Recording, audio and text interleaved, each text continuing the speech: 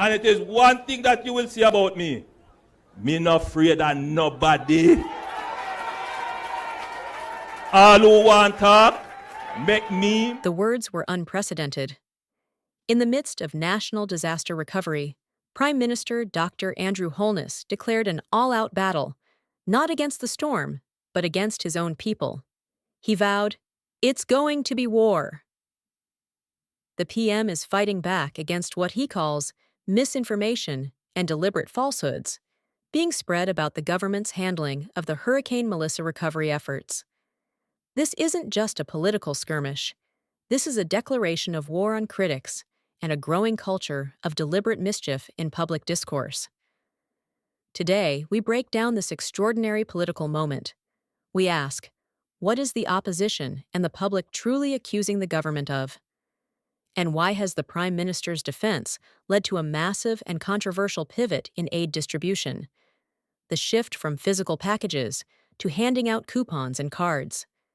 The Prime Minister's angry defense comes directly in response to heavy fire from the Opposition People's National Party, PNP, and other Jamaicans. The accusation is sharp and clear.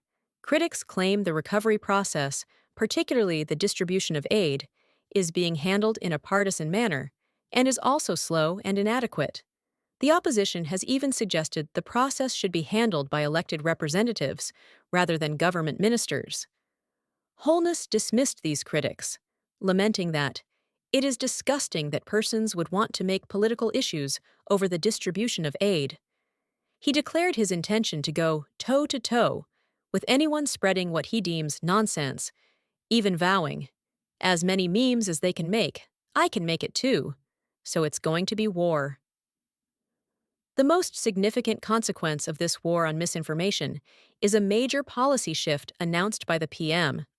To curb the allegations of corruption and partisan distribution, the government is transitioning from handing out food packages to distributing vouchers or cards, coupons, so that persons can go and buy the items they need. On the surface, this sounds like a smart move for transparency. It takes the physical aid and the opportunity for political bias out of the hands of partisan distributors.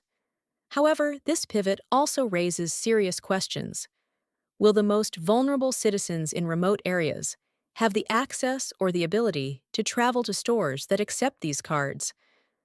Will the local economy cope with the sudden demand surge from the vouchers? This switch is a direct acknowledgement of the severe public breakdown in trust over how the aid has been handled. The Prime Minister has declared war on the narrative, but the public health crisis, like the leptospirosis outbreak, is still the true enemy. If you believe the government needs to prioritize relief over political fighting, hit that subscribe button right now. Tell us in the comments, do you trust the new voucher system, or should the PNP be handling aid distribution? The PM is right that false information distracts people when a positive mindset is needed for recovery. But the biggest distraction right now is the political infighting itself. While the nation needs focus on restoring infrastructure and preventing public health crises, the nation is instead watching a political boxing match over who gets the credit for a food package.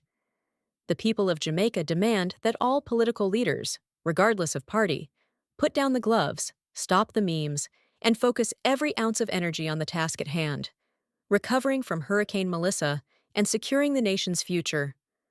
The war we need is against disaster, not against the truth.